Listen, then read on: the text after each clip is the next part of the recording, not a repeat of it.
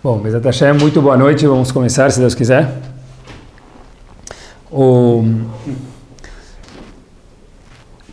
É incrível, é cada vez mais incrível a vontade que dá de verdade de lambuzar dos Hidushim, das novidades que a mesma Torá apresenta para a gente a cada vez.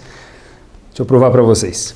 Estava pensando, se a gente for fazer um pool, uma pesquisa, verificar, desde o Gan, dos Eladim, 3, 4 anos de idade, até os Avrechim que estudam no Kolel na Yeshiva, que engloba crianças, jovens, adultos, conhecedores e menos conhecedores de Torá. Quando você pensa na palavra Avraham Avinu, você pensa em quê? Qual palavra semelhante, qual associação vem à sua cabeça? Essa é a pergunta que quando eu preparei o show, eu estava pensando um pouquinho. O que vem à cabeça da pessoa? Avraham Avinu, o que vem à cabeça da pessoa? Patriarca. Tá bom, primeiro monoteísta, mas o que definia ele? Chesed, bondade. E que mais? Hospitalidade, bondade e os 10 testes, né? Então, se alguém fosse falar Avraham Avinu, o que ele é? Ele é o primeiro patriarca, tá certo? Mas o que tinha dentro dele? Então, bondade, que a gente sabia que esse era o símbolo de Avraham Avinu. E também Avraham Avinu tinha os 10 testes que ele sobrepassou para poder ser o Avraham Avinu. Ele era Avraham, virou Avraham Avinu, nosso patriarca, pelos 10 testes. Certo? Certo. Como a gente sabe disso? Não porque está escrito na Torá, é óbvio que está escrito na Torá isso, mas a Torá não fala quem era Avraham Avinu. A Torá conta o que ele fez. Quem era ele? No 5º Perek de Pirkei Avot, na Ética dos Pais, está escrito o seguinte: Asara Nisionot Nitnasa Avraham Avinu. Avraham Avinu teve 10 testes, um atrás do outro, durante alguns anos. Ve'amad Bekulam, ele conseguiu Triple A. Ele passou todos os testes. Para quê? Liodia Kama Hibato Shel Avraham Avinu. Para mostrar Kama Hibato, quanto Avraham Avinu era, que é Hibato, Habibi, querido para Hashem. Show. Quanto ele gostava de Hashem. Tá bom. Então a gente acertou. O que define Avraham Avinu são os testes e a bondade que ele fez. Sim e não. Querem ver? Olha que curioso, pessoal. Olha como a Torá é espetacular. Tá bom. Mas se eu quiser saber quem são os discípulos de Avraham Avinu, o que eu vou procurar? Vamos dizer que eu tenho um maestro muito bom, que ele tem uma tática. Então quem é o discípulo dele? Aquele que usa a mesma tática. Um bom desenhista, ele usa um certo traço. Os discípulos dele tendem a usar o mesmo traço, cada um conforme a sua expressão. Quem são os discípulos de Avraham Avinu? O que vocês diriam? O que significa, o que simboliza, o que carimba Avraham Avinu, meus queridos? É o resto da bondade. São os 10 testes. Quem são os discípulos de Avraham Avinu? Óbvio que quem são os discípulos de Avraham Avinu? Aquelas pessoas que são monoteístas, boa, que fazem bondade e que conseguem passar os testes que tem na frente deles. Tá bom? Mas alguém discutiu com a gente. Quem? Moshe Rabbeinu. Pirkei Avot está escrito. Pessoal, olha que interessante. Que características têm os discípulos de Avraham Avinu? Se eu quero saber quem é discípulo de Avraham Avinu, que característica eu tenho que procurar? Olhem que espetacular. Kol mi sheyesh be'ado gimel dvarim. Quem tem 3 características é discípulo de Avraham Avinu. Number 1, Ain Tová. Uma pessoa que sabe olhar para os outros de uma forma smiley, happy, feliz, agradável. 2, Ruach Nemuchá. Alguém que é humilde. E 3, Nefesh Shefalá. Em português eu também vou traduzir uma forma, uma pessoa simples. Um outro sinônimo para uma palavra humilde. Como assim? Eu não entendi. A gente acabou de falar, pessoal, que se a gente for fazer um pool em qualquer escola do mundo, em qualquer yeshiva do mundo, pessoas mais conhecedoras ou menos, Avraham Avinu me lembra Chesed, bondade. Avraham Avinu me lembra 10 testes. A Mishnah diz, se você quer saber quem vem de Avraham Avinu, quem é um aluno de Avraham Avinu, não tem nada a ver com Chesed. Não tem nada a ver com testes. Então tem a ver com o que, diz a Mishnah? Alguém que sabe olhar para os outros de uma forma positiva, sorridente. Alguém que é humilde. Como assim? Espera aí. Eu não entendi. Esse Pirkei Avot está definindo quem são os discípulos de Avraham Avinu. Está definindo o mesmo Avraham que eu conheço. Eu não acreditei, é difícil. Falou de tudo menos bondade, de tudo menos testes, que é o que eu conhecia de Avraham Avinu. Segurem alguns minutos e Bezat Hashem a gente vai responder. E tem uma resposta aqui que eu acho que é espetacular e mais uma nova camada da Torá para a gente. É o seguinte. Vamos começar por aqui. Na inauguração do Mishkan, que foi o grande dia, tanto esperado, eles começavam a inaugurar o Mishkan, teve alguns dias de festa, chamado em hebraico Hanukat HaMishkan, inauguração do Mishkan. Quem é o ator principal do Mishkan? Haron, era o Cohen, não era? O CEO não chega.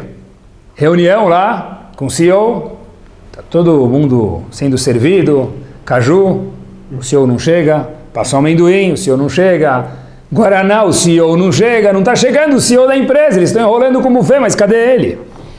Pessoal, aconteceu a mesma coisa com o Mishkan, o CEO não se apresentava, não se distribuíram atum, ou caju, ou fisto, halabi, mas o CEO não apresentava. O CEO do Mishkan, quem era? Aharon. Começo de Parashat Shmini. Vayomer Moshe el Aharon. Moshe falou para Aharon, Kerav el Amizbeach. S'il te plaît, Aharon, please, would you come close? Se apresente para o Mizbeach. Então Aharon estava passeando, e ele escuta uma voz, que a gente escuta no aeroporto. Por favor, o passageiro Aharon aproximar ao portão 3, que é o portão que entra no Mishkan. Como assim? Onde estava Aharon? É óbvio, quem mais vai vir? Porque Aharon não veio até agora, se ele é a pessoa mais importante. Prepararam todo o Mishkan e estava todo mundo lá, menos Aharon. Por que ele não veio? Estava esperando alguém chamar ele? Óbvio que não.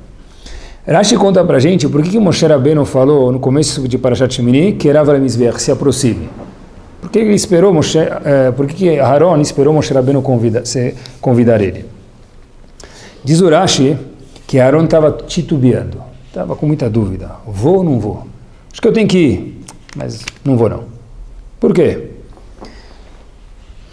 Quando chegou o 8º dia da inauguração do Mishkan, nos primeiros 7 dias, diga-se de passagem, Moshe Rabbeinu, ele trabalhou como Kohen Gadol, porque a gente já mencionou algumas vezes em outros shiurim, que já que Moshe era irmão de Aharon, os dois tinham que ser Kohen. Só que Moshe Rabbeinu perdeu a Keuná e ficou só com Aharon. Então, os primeiros 7 dias, Moshe Rabbeinu trabalhou como Kohen Gadol.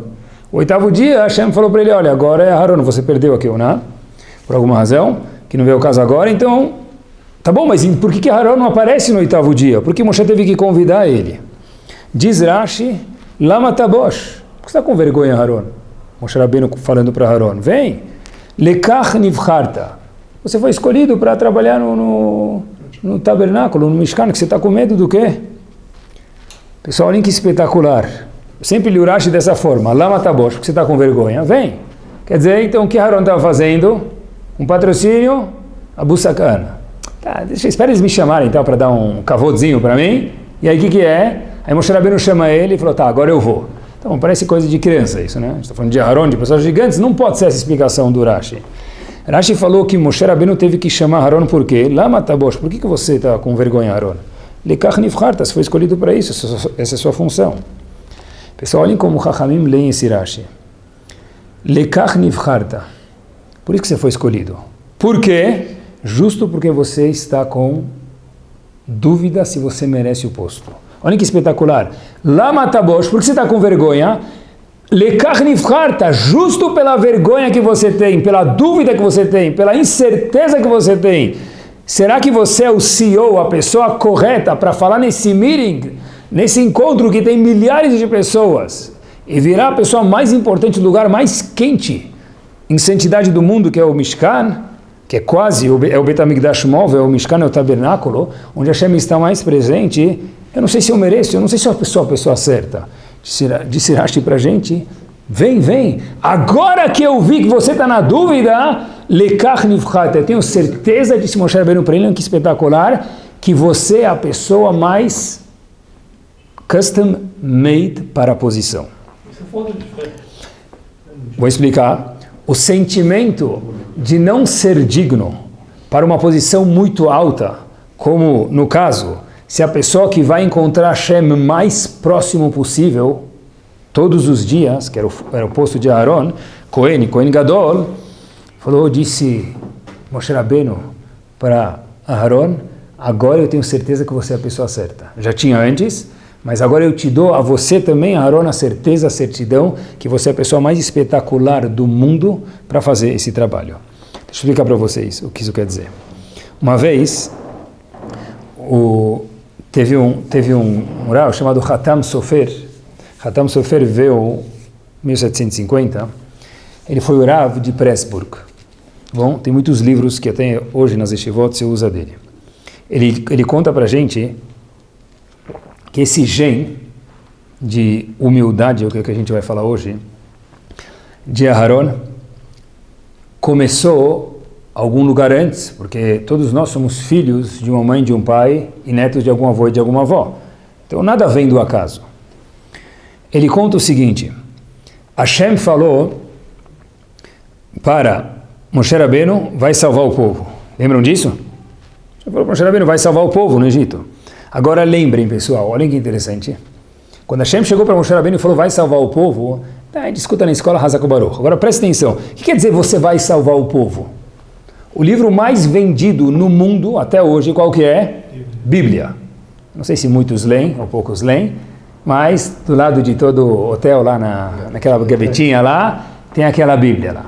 Não sei se é o antigo ou o novo, não faz diferença. Mas, então, quer dizer, faz diferença, mas o livro faz diferença. Mas o livro mais vendido é a Bíblia. Então, quer dizer, como assim? Hashem falou para Moshe Rabbeinu, você quer salvar o povo? Lembram que Moshe Rabbeinu sofria muito quando viu o povo no Egito sendo escravizado. E lembrem mais ainda que ele ia ficar o homem mais famoso do livro mais vendido no mundo, até o século 21, inclusive. Então, o que Moshe Rabbeinu disse, devia falar para Hashem, é nós. Óbvio que eu quero salvar o povo. O que Moshe Rabbeinu falou para Hashem? Sei lá, não sei se eu mereço, não sei se eu sou a pessoa certa, mas Hashem falou, se eu estou te escolhendo é porque você é certa. Mas Moshe Rabbeinu falou para Hashem, eu não sou uma pessoa não sou um bom orador. Mas o Torá não está escrito em nenhum lugar que ele era gago. Tem alguma dificuldade de fala, pode ser que era gago, não sei. Mas eu não sou um bom orador. Minha dicção não é boa. Miani, quem sou eu? O que Hashem falou para Moshe Rabbeinu? Não se preocupe, Moshe Rabbeinu. Qual foi a resposta que Hashem respondeu para ele? Está escrito na Torá, em Parashat Shemot, Ze lecha haot. Esse vai ser o sinal que você é a pessoa escolhida. Qual que quer dizer Ze lecha haot? Viu uma explicação espetacular. O que é o Zé? O que é isso? Qual o sujeito oculto isso? Isso é o sinal que você é a pessoa correta.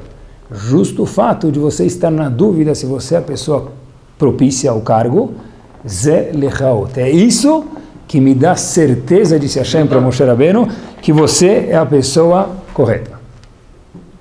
Agora, em meados dos anos 30, vindo mais perto da gente agora da nossa história, 1930, mais ou menos, 35, houve uma personalidade em Israel, um Rav chamado Rav Tzvi Pesach Frank. Ele tem um livro de perguntas e respostas de alguns volumes chamado Har Tzvi. Abriu o posto de Rav Arashi Ashkenazi. Tem muitos que não sabem que tem Rav Arashi Sfaradi Ashkenazi, porque Rav Arashi Sfaradi vem com aquela roupa. Rav Ashkenazi não anda com aquela roupa, mas igual que sempre em Israel tem o Rav Arashi Sfaradi, também tem o Rav Arashi Ashkenazi. Cada um conforme seus costumes e seu público, cada um ajuda no que está dentro do território dele. Então vieram discutir com esse Rav Tzvi Pesach Frank Zichron Libraha alguns problemas de Israel naquela época, desafios que tem a terra de Israel, a comunidade de Israel e a função de um Rav. Então Rav Tzvi Pesach Frank escutou a delegação, falou para eles, depois que eles terminaram de falar, eu estou ciente do que vocês têm a me dizer e todos esses problemas e da função de um Rav. Eu só tenho uma pergunta para vocês. O que estão fazendo aqui? Vocês já falaram todos os problemas, vocês falaram qual a função do Rav, em que eu posso ajudar vocês? Não pediram minha opinião em nenhum momento e não tem nada que eu possa acrescentar a vocês, disse o gadolador. Falaram para ele, o senhor acaba de ser escolhido. Ele perguntou, escolhido para quê? Falou, para ser o Rav Arashi, dos Ashkenazim. Falou, como assim? Falou, nós, Petit Comité, VIP, fizemos um trato antes de chegar na sua casa. Que a gente vai apresentar os problemas que tem, a função de um Rav, e se o senhor falasse, tá bom, pode contar comigo, a gente ia fingir que a gente só veio pedir conselho. Se o senhor falasse em que eu posso ajudar, da nossa parte, você foi o escolhido. E de fato, Rav Tzvi Pesach Frank virou o Rav Arashi, nessa época dos Ashkenazim, e obviamente foi um grande Talmid Chacham naquele momento, naquela geração. Olha que interessante, comecei a pensar nisso, Moshe Rabbeinu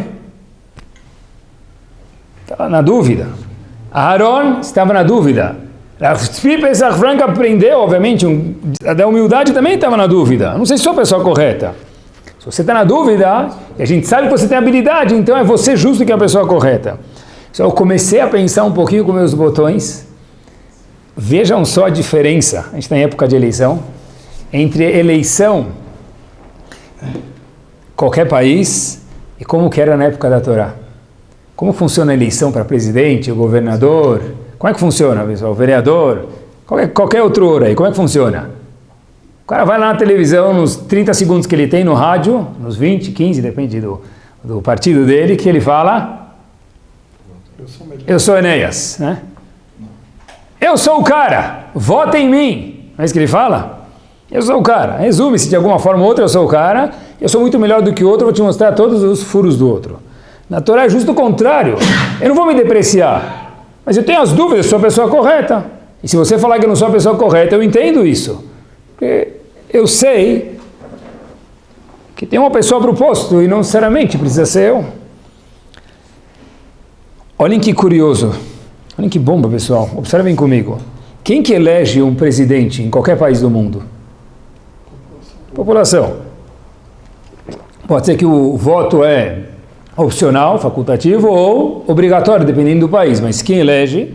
O povo. Quem vai eleger o vereador? And so on, o povo, tá bom? Depende das propagandas, do discurso da Rede Globo. Se for nos Estados Unidos, da CNN, tá bom. Pessoal, acompanhe comigo uma observação, fiquei pensando, quando estava preparando o shiur. Quem elege quem vai ser um gadolador? Quem vota em quem vai ser um gadolador, um líder de Bnei Israel? Quem vota? Ninguém. Ninguém votou, olha que espetacular. Ninguém nunca votou que Rav Chaim Kanievsky é o gadolador da geração. Ninguém nunca votou que os Stipler Zichron Libraha, Rav Shach Zichron Libraha, outros Avovadia Zichron Libraha foram os Gdolim da geração. Ninguém nunca votou neles. Então como assim? Todos os postos, até para ser presidente do CNIS, sem depreciar, Barminan, tem votação. Não sei se tem muito candidato, mas tem votação. Então, como que pode ser que um gadolador não tem votação nenhuma? Em todas as gerações houve Gdolim. Quem que elegeu esses Gdolim? Porque na Torá, escutem a regra, quem não se acha o cara, a Torá o considera você o cara para mim, dizendo a Kadosh Baruch Hu. Repito de novo, de acordo com a Torá Kedoshá, a pessoa que não se acha eu sou o cara, essa pessoa nos olhos de Akadosh Baruch Hu é a pessoa mais elevada do mundo. A gente fala na Tfilah, logo antes da Midah, no Shaharit, Mashpil Geim. Hashem abaixa quem tem Gavá, joga para baixo. E Magbia Shefalim. Hashem levanta quem se acha não inútil, não bobo, não. Mas quem se acha, eu não sou o melhor. Tem outras pessoas que também são muito boas no mundo. Quem não tem orgulho e quem sabe ser humilde. Pessoal, acompanhem comigo. A gente teve gerações que talvez era mais fácil apreciar um bom palpite, né? Hoje em dia é difícil a pessoa querer escutar um conselho de alguém. Mas, depende do conselho, às vezes, vale... É bem-vindo, né? Se for uma dica de investimento que dá certo, né? Não furada, bem-vindo. uma dica de importação, uma dica de venda, uma dica de diminuição de tributos, and so on, uma dica de Shalom Bay, tudo bem-vindo, quando funciona. Outro dia, uma pessoa estava me contando que tem um fundo de investimento, depois se quiser eu posso procurar o nome para vocês, que em um mês deu 1000% de return. Quer dizer, se o CDB dá ponto, 6 por mês, tá bom? Ele deu 6% naquele mês. Eu falei, tá, e no mês seguinte, menos 300, tá bom? Mais 1000 menos 300, mais 700 plus em 2 meses, tá ótimo. Falou, olha, Rabino, esse é um novo investidor que tem, esse fundo tem menos de 8 meses, esse gestor do fundo está bombando, ele tem palpites muito capazes, conselhos bons, tá bom? Escutei, tá bom? Aí, pessoal, eu fiquei imaginando comigo mesmo, obviamente que estava me contando, eu falei, você está procurando o cliente errado porque eu não tenho emoções, né? Eu preciso casar meus filhos, não estou procurando diversões na minha vida. Posso indicar alguns nomes para você, mas gostei de escutar, sempre gosto de aprender. E falei para ele o seguinte, eu pensei comigo mesmo, olha, imagina, eu desliguei o telefone, imagina eu chegasse para esse gestor desse fundo que já tem 8 meses e está plus, deu menos 300, mas com mais 1000 dá mais 700, falar para ele, olha meu querido, eu queria te passar uma dica da minha opinião de investimento para os próximos 6 meses. Se o cara fosse muito educado, o gestor do fundo, eu ia ficar com vergonha de gravar a resposta dele para mim. O que ele ia falar para mim? Amigo, talvez você entende de barba, de peot.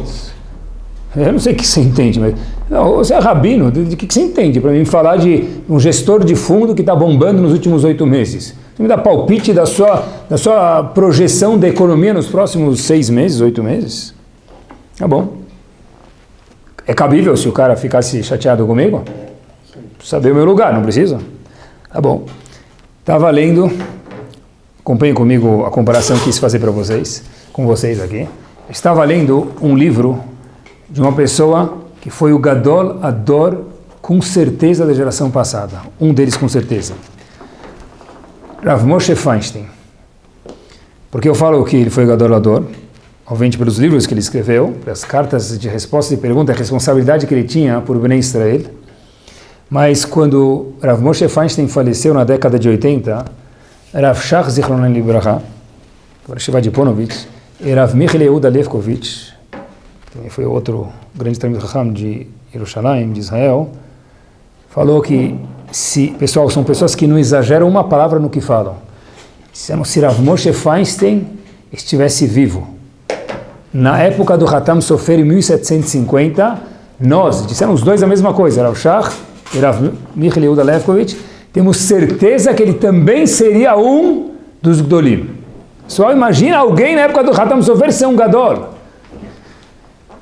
Ele era muito mais do que o gestor do fundo que tinha projeção de 8 meses com sucesso. Tem uma carta, pois procurem, ele tem livros sobre os 4 tomos do Shulchan Aruch, sobre o tomo Or HaChaim, no Helek Aleph do livro dele, Igrot Moshe, na Tshuvah 96. Quando eu li isso, eu não consegui ir adiante da Tshuvah, eu encalhei naquela Tshuvah. Curta a Tshuvah. Uma pergunta que fizeram para ele e uma resposta. Alguém chegou para Moshe Feinstein, está escrito isso, a pergunta e a resposta dele, e falou para ele o seguinte, Rav, desculpa falar para o senhor, mas não é cabível o senhor, um Rav, depois do horário de Adlekat Nerot, sua esposa, acende as velas sexta-feira, Erev Shabbat, e de carro até Yeshivá, da casa do senhor até Yeshivá. Será que isso não seria Hilul Shabbat? Falar isso para Moshe Feinstein seria muito mais do que eu falar para o gestor que eu discordo da posição dele. Amigo, vai passear, quem perguntou a tua opinião? Pessoal, eu, se parasse a Tshuvah do Moshe Feinstein, escreveria em hebraico, lá que as Tshuvot deles são em hebraico, go for a walk. Vai dar uma voltinha, vai passear no parque, vai ver se me encontra na esquina. Simplesmente responder. Só o Rav Moshe Feinstein fala o seguinte, Blineder, eu vou me responsabilizar Blineder. Blineder não é aquele Blineder de elevador, tipo, né? Aquele Blineder quer dizer não. É Blineder porque é Alachá, então ele falou Blineder. Eu me comprometo Sheloli Saod, eu não vou mais ir de carro para o Knis, para Yeshiva, mesmo que eu estou de idade, eu não vou mais ir de carro, porque se você me advertiu, deve ser que outras pessoas pensam assim também, eu estou tomando as suas palavras em consideração, e por conseguinte, eu vou mudar minha atitude daqui para frente. Mesmo que, obviamente, podia andar de carro, que era antes do horário do Shabbat.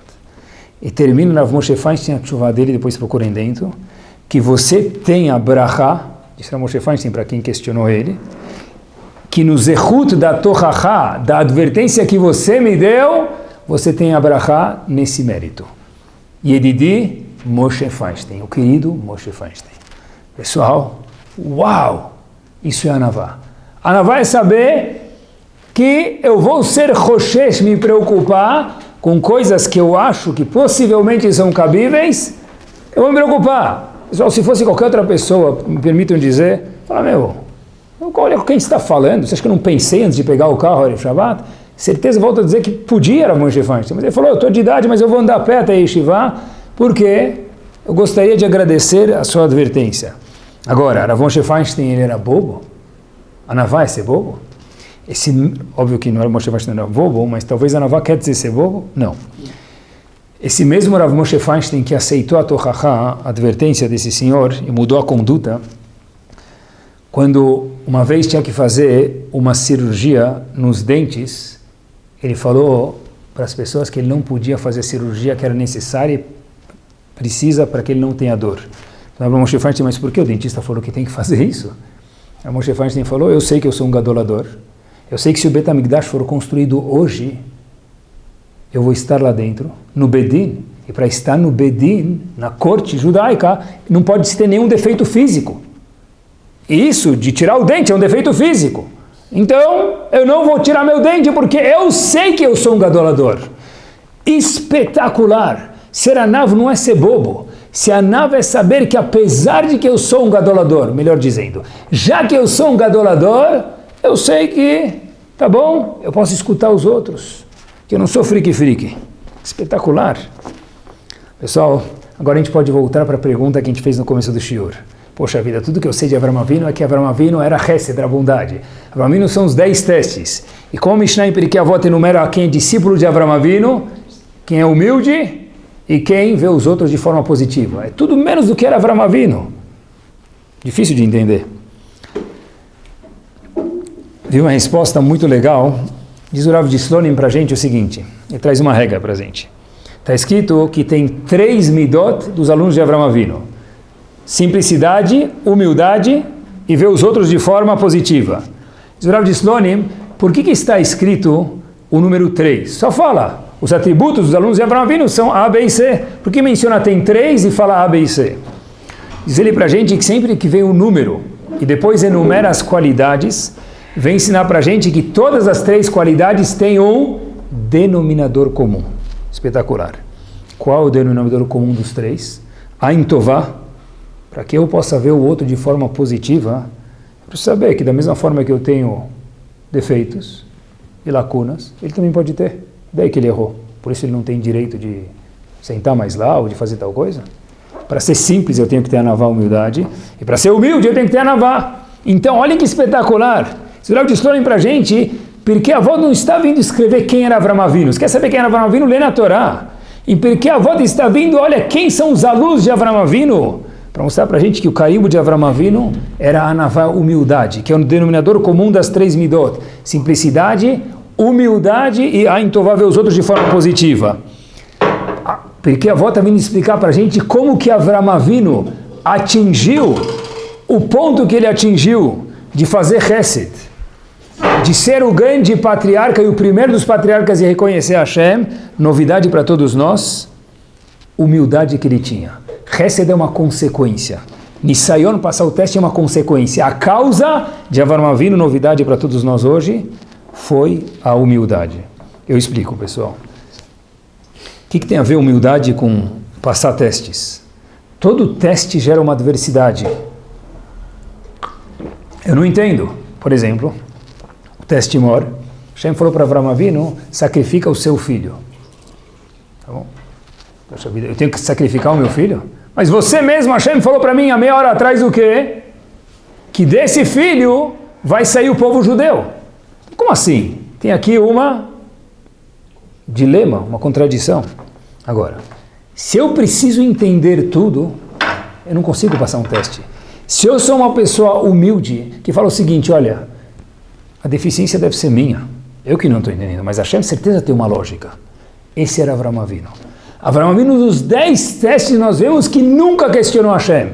Então isso é o que a gente vê dele. O que Pirkei Avot faz para a gente algo espetacular, faz um raio-x no emocional de Avraham Avinu contar para a gente. Sabe como ele chegou a isso? O que causou ele fazer isso? Anavá, humildade.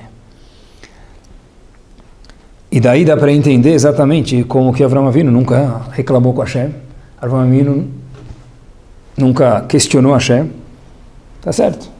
Ele falou, tá certo, eu não entendo. E daí que eu não entendo? Tem alguém que entende? Quem falou que eu preciso entender tudo? Né? Isso aqui abre a porta para uma coisa interessante.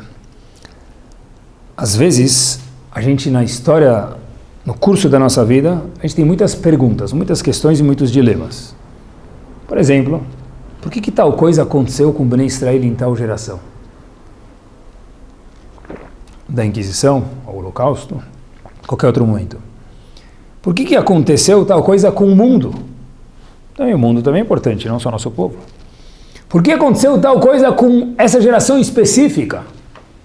Ou porque aconteceu com a minha vida, com minha família? Eu tenho dúvidas. Por quê? Será que aquele Rav merecia? Será que aquele meu ente merecia? A gente nunca pergunta se a pessoa está bem, a gente nunca pergunta se ele merecia, né? Tá bom, desagradável. Tá bom, a gente pergunta, como pode ser? A pergunta que eu gostaria de fazer para vocês é uma pergunta sobre uma pergunta. É permitido questionar? Posso questionar? Por que aconteceu tal coisa com tal pessoa? Por que coisa X aconteceu com pessoa Y e vice-versa? Posso questionar?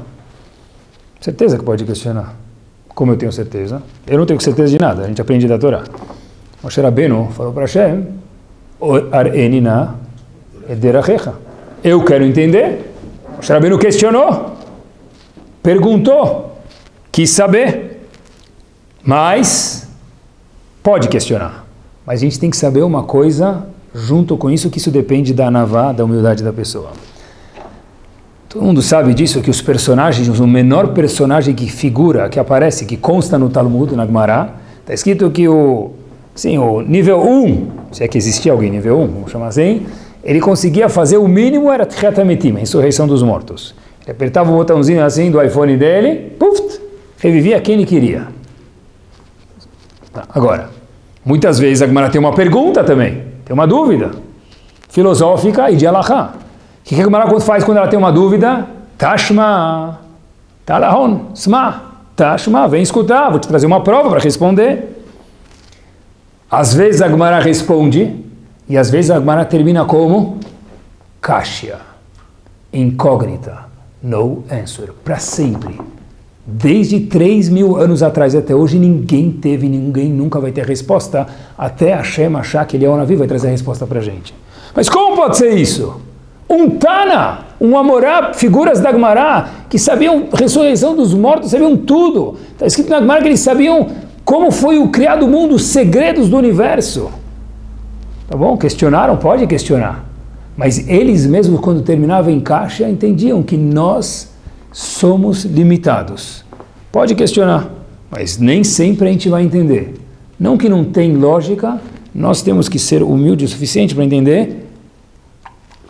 Tem lógica, mas eu não entendo. Por quê? Porque quem falou que a gente tem que entender tudo? O Kadosh Baruch Hu criou seres muito menores do que eles, do que ele, maiúsculo, que não vão entender tudo. Ou seja, precisa ter muita fé.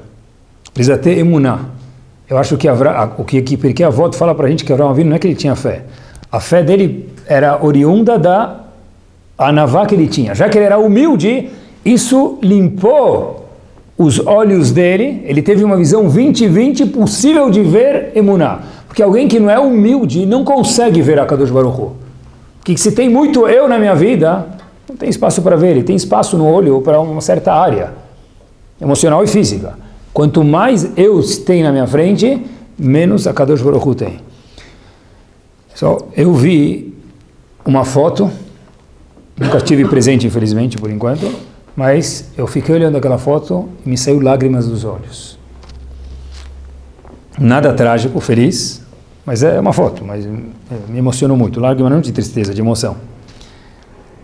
Já ouviram falar no Rav Steinman? Tá. Só para a gente ter uma ideia curta de quem era esse grande homem, poucos sabem que ele foi sobrevivente do Holocausto. E foi Rosh Yeshiva de Ponovitch. Ponovitch tem Ponovitch dos adultos e dos mais jovens. Leib Steinman foi Rosh Yeshiva de Ponovitch durante algumas décadas. E foi o único familiar que sobrou da Segunda Guerra. Ele foi aluno do Rav Aaron Kotler.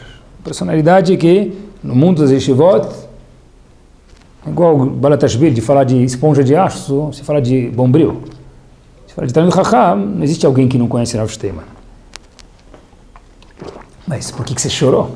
Eu chorei quando eu olhei para a matzevá dele. Na matzevá desse homem está escrito o seguinte: nome, data de falecimento, alpi tzavato, conforme orientações dele. That's it. Não está escrito sobrevivente do Holocausto, que passou por testes, que foi Rosh Yeshiva de Ponovitch, que educou milhares de pessoas, que foi gadolador, que veio para o Brasil, inclusive para incentivar pessoas a Talmud Torá. Está escrito só nome e data. Por qual não tem nada mais? Para não ficar, para quem escreveu, não ficar feio, está escrito, fizemos isso conforme a instrução e obrigação dele antes de falecer. Pessoal, eu chorei quando vi isso. Tinha certeza está escrito, Arava, Mufla, Gaona, Hassida, Tzadik, Gaona, Adir, não é? Diga-se de passagem, que não seja nada prático para ninguém, mas numa matzevá é proibido escrever, o Zohar fala muito forte sobre isso, data laica.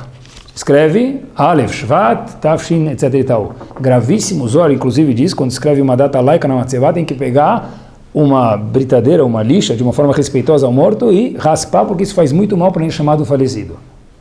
Voltando, entre parênteses, talvez fora, mas na lápide própria, certeza que é Assur, tem que perguntar para o Rav, mas na lápide, certeza que é Assur. Fora, pergunte para o Rav, que não seja nada prático. Mas prestem atenção, pessoal, voltamos. Aqui tem, obviamente, deixe saudades, sentiremos falta, desenhar uma flor, isso não é costume não é nosso costume, não é alahá. Mas olha que interessante, olha que bomba, da onde um homem desse escreve uma coisa dessa? O que sobrou dele no mundo? Nome e data? Sim. Eu fiz o que eu fiz, sobraram meus alunos. Eu preciso escrever no meu túmulo quem fui eu, colocar pompas e isso não é. Uma pessoa grande é aquela pessoa que sabe ser pequena. Esse é o lema da Torá. Vejam só a importância, praticamente agora nesse estágio do Shiur, e repercussão que a Navá tem. Em Parashat Haremot, está escrito, a gente sabe que Aaron tinha 4 filhos. Aaron, irmão de Moshe Rabbeinu, Aaron HaKohen, tinha 4 filhos. Nadav, Avihu, Elazar e Itamar. É sabido, se não é que fique agora, que Nadav e Avihu são 2 filhos de Aaron que, felizmente, foram embora do mundo mais cedo. A pergunta é, quem eram esses 2 homens, Nadav e Avihu, filhos de Aaron? Qual a estatura deles espiritual e qual a condição deles? Quando eles faleceram, Moshe Rabbeinu, está escrito na Torá isso, falou o seguinte para o irmão dele, Aaron, depois que eles faleceram, porque está escrito que Hashem vai santificar o nome dele como uma pessoa muito elevada, se Moshe Rabbeinu, eu pensei que era eu e você, Aaron. Agora que eu vi que eles faleceram com um erro muito, muito, muito pequeno, eu vejo que seus filhos, Nadav e Avihu, eram maiores do que eu, Moshe Rabbeinu, e você, Aaron. Eu não sei que era Moshe Rabbeinu, então é difícil ao cubo entender que era Nadav e Avihu, mas que a gente pode entender que eram pessoas gigantes. Aí daí, por que eles morreram, Lemassé? Tem algumas opiniões, todas geram um ponto único, mas vamos ao que interessa. Tem um denominador comum todas as opiniões. Foi a gava, a arrogância. Por exemplo, está escrito que eles entraram no Bet HaMikdash sem lavar o pé e a mão, no Mishkan sem lavar o pé e a mão. Por que eles entraram? Falaram, acho que eu posso. Obviamente no nível grande deles, mas foi um erro tênue, mas esse é o ponto do erro. Outra opinião diz que alguém veio fazer uma pergunta para o povo lá, eles estavam na frente de Moshe Rabbeinu, eles responderam antes de Moshe Rabbeinu. Tem muitas respostas. Todas, como aponto para vocês aqui, Chachamim mostram para a gente, são provenientes da falta de anavá, humildade, que é o show de hoje. Mas uma das opiniões falam para a gente porque Nadav e Avihu faleceram, não sei se é muito famosa, mas está no mesmo lugar, na mesma Guaná que fala sobre as outras. Por quê? Porque eles não casaram. O que tem a ver a Navá com não casar muitas vezes?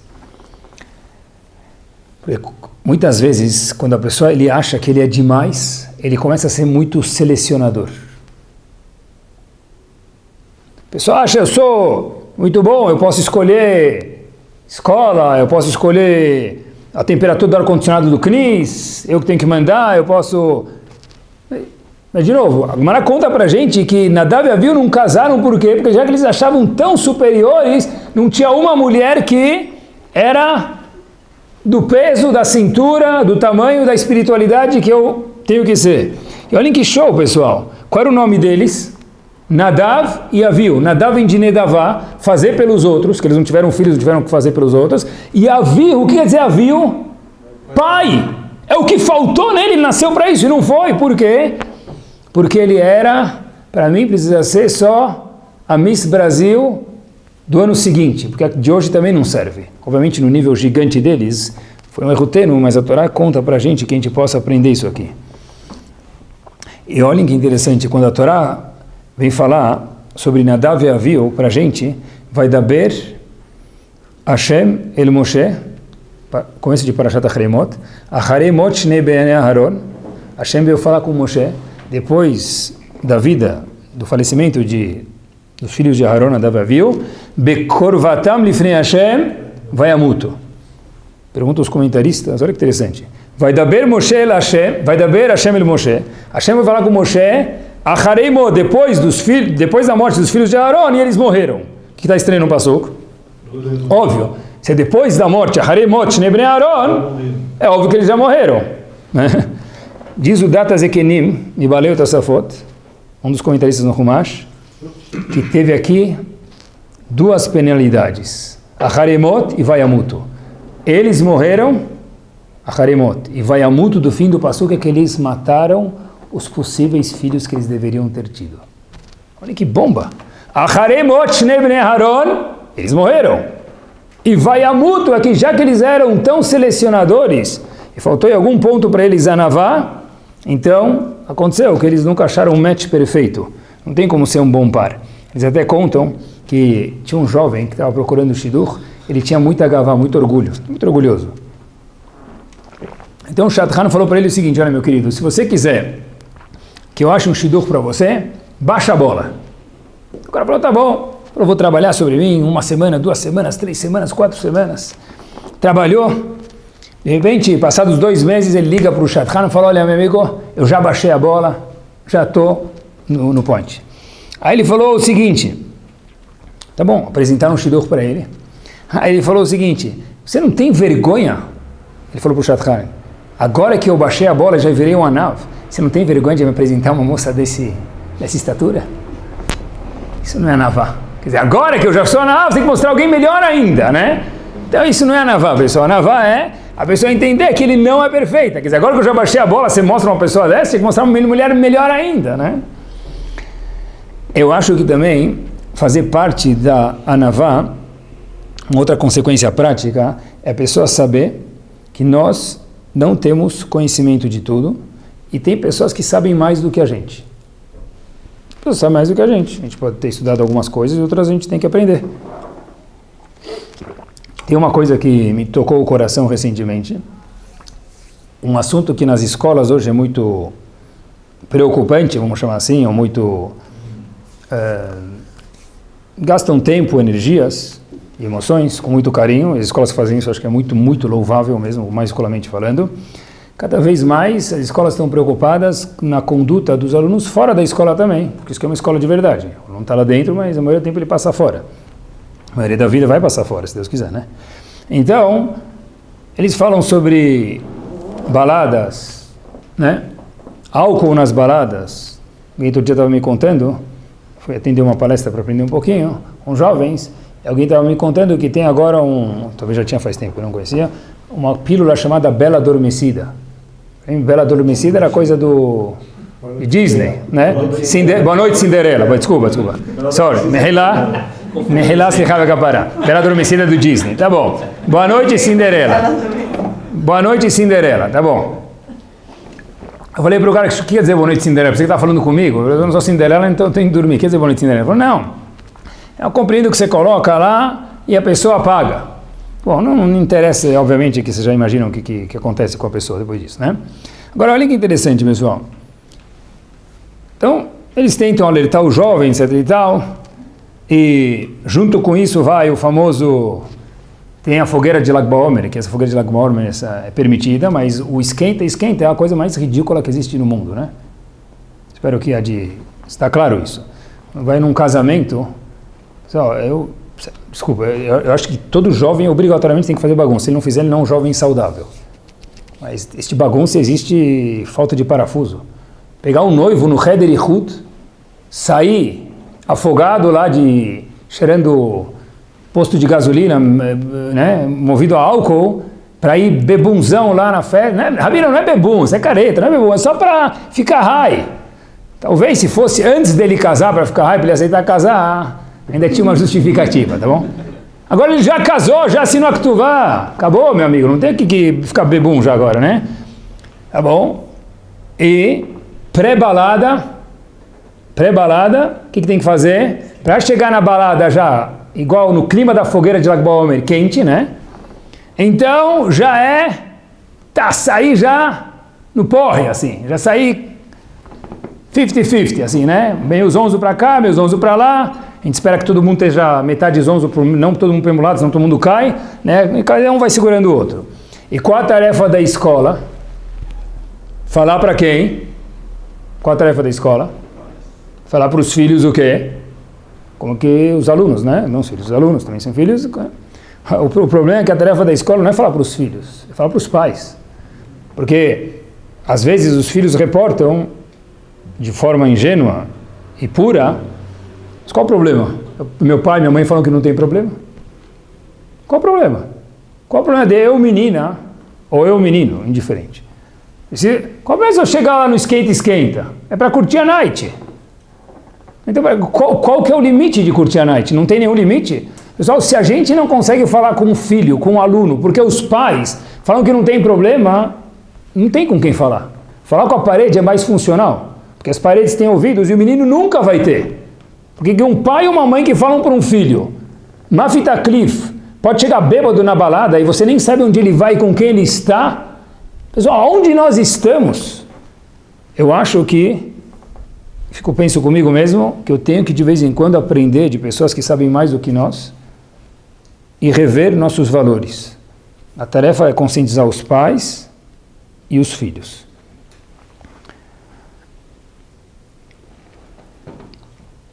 Outro dia, acho que também tem a ver com a Anavá isso. Falou um pouquinho sobre casamento, falou um pouquinho sobre aprender dos outros, mas na nossa reta final, eu acho que também tem a ver com a Anavá. A gente tem momentos na vida que a gente precisa recorrer à ajuda, muitas vezes, né? E nem sempre é muito agradável. Então, uma vez eu precisava falar com uma pessoa top, vamos chamar assim de alguma forma. Eu estava muito receoso de falar com essa pessoa. Alguém falou para mim uma frase que me deixou tranquilo. O que ele falou para mim? Falou o seguinte: Caraguila, relaxa. Tal pessoa que você precisa falar, vamos chamar de Avraham, também vai no banheiro. Fiquei tranquilo. Verdade. Ele também vai no banheiro. Fim do dia ele também precisa ir no banheiro, meu amigo. Ele também é ser humano. Desculpe a indelicadeza aqui. O trabalho do homem durante a vida, quanto mais a pessoa tem, que Bezat Hashem proporcione para todos muito, mas é que a pessoa saiba se colocar no lugar dele, que todo mundo é um ser humano, que todo mundo... Então depende de Hashem em tudo. Não tem ninguém que é tudo. Só Hashem. Depois que o cara me falou, eu lembrei dessa frase, olha, ele também vai no banheiro e me tranquilizou. Tudo que é espetacular, ou tem um provérbio árabe, ou está na Torá, não é?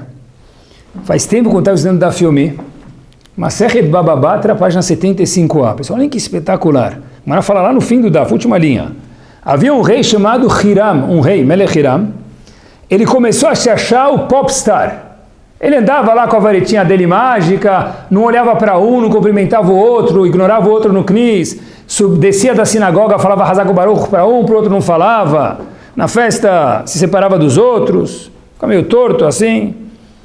Então, Rashi explica assim a Gemara, e essa explicação da Gemara, Hashem falou o seguinte: eu vou criar no ser humano necessidades de ir no banheiro, necessidades fisiológicas. A gente nunca se perguntou por que tem necessidade fisiológica. A gente podia muito mais fácil criar, a pessoa come e acabou. Como ele vai emagrecer, sei lá, vai dar um jeito, a Hashem vai dar um jeito. Por que precisa para o quê? Vender banheiro público? É economizar espaço na casa. É fazer mais um quarto, mais uma varanda. Por que precisa ter banheiro nas casas? Porque a pessoa precisa ir no banheiro. Diz a Gemara conta pra gente, o DNA do mundo, a Gemara, o cérebro de Hashem. A Gemara fala pra gente, Hiram estava se achando demais. Para ele parar de se achar, Hashem desde o começo da criação do mundo fez com que todo mundo precisasse ir ao banheiro. Todo mundo é castigado por causa dele? Não. Acho que também, estou falando comigo mesmo, para a gente às vezes saber, meu amigo, eu também vou no banheiro. Ninguém aqui é Deus. Parou, tentou fingir, a gente sabe a história que o quê? Que não precisa ir no banheiro, ele ia no Yamsu, lá no Nilo, né? Mas todo mundo vai no banheiro. Por quê? Por que a gente vai no banheiro? O Hamim conta pra gente, para a pessoa saber baixar a bola. Se a pessoa está com muita gavá, então qual que é a solução? Bebe bastante água, a Sheriatzar vai no banheiro e lembra para baixar um pouquinho a bola. E só para fechar com chave de ouro, queridos, é o seguinte. Olhem o que é a Anavá de verdade. História famosa, mas acho que a gente nunca tinha visto assim, com isso a gente termina. Parashat Balotecha, Miriam, irmã de Moshe e de Aaron. Eu sempre tive uma pergunta. Estou com medo de perguntar, mas hoje a gente tem a resposta, eu posso falar para vocês. Miriam falou, por que Moshe Rabbeinu, nosso irmão, falou para Aaron, não se separa da esposa dele? Ele se afasta da esposa dele, obrigado, para ter profecia. E eu, Miriam, e você, Aaron, está casado e também tem profecia, Asman Ishtaná. Quando Hashem escutou isso, o que ele fez? Ficou muito chateado com Miriam. Tá bom, e o resto vocês conhecem a história, que tudo bem. Ela foi Lashon Hara e daí por diante. A pergunta que eu sempre tive é a seguinte: como é que Miriam falou uma coisa dessa? Miriam falou, pessoal, presta atenção, a mesma Torá, uma pergunta que a gente talvez nunca tenha feito, eu nunca tinha feito. Como pode ser que meu irmão se separou da esposa dele, e eu e você, Aaron, a gente não separou dos nossos cônjuges? Mas é óbvio. Como é que você se comparar com Moshe Rabbeinu? Moshe Rabbeinu era o top e nós não somos top. Como que ela usou falar de Moshe Rabbeinu? Qual que é a lógica racional? Rav Hirsch responde para a gente algo espetacular e com isso a gente termina. Nessa mesma parashá que Miriam falou sobre Aharon, está escrito uma coisa: Ve'aish Moshe anav meot. A única característica de Moshe Rabbeinu que a Torá aponta é que Moshe Rabbeinu é o homem mais humilde da face da terra. Só isso que a Torá aponta sobre ele. Pergunta Rav Hirsch, por que a Torá aponta isso sobre ele justo aqui? Pessoal, isso é humildade par excellence, e com isso a gente termina. Olha que bomba. Miriam falou de Moshe Rabbeinu, como pode ser que ele se separa? E a gente não precisa separar para receber profecia, porque Miriam nunca viu Moshe Rabbeinu fazer algo que chamasse atenção. Nunca viu ele no mikve mais do que todo mundo. Nunca viu ele balançar na reza mais do que todo mundo. Nunca viu ele falar, eu preciso que faça uma shkita especial para mim. Ele fazia tudo do melhor, mas de uma forma muito, muito, muito discreta. Então Miriam nunca imaginou que o irmão dela era diferente dela. Então olha que bomba! O que Miriam falou? Por que meu marido, meu irmão, para receber profecia, precisa se separar da esposa? E eu, Miriam, e você, Aaron, não precisamos separar nossos cônjuges. Por como ela falou isso, responde Rav Hirsch, porque ela nunca viu o irmão dela fazer algo que chamasse atenção. As pessoas grandes no mundo são aquelas pessoas que têm a habilidade de se manter pequeno, de não chamar atenção. De acordo com os olhos da Torá, isso que é uma pessoa grande. Que apesar da Hashem, a gente tem o zehut de ser pessoas grandes nos olhos de Hashem e não chamar atenção nos olhos do povo. Amém.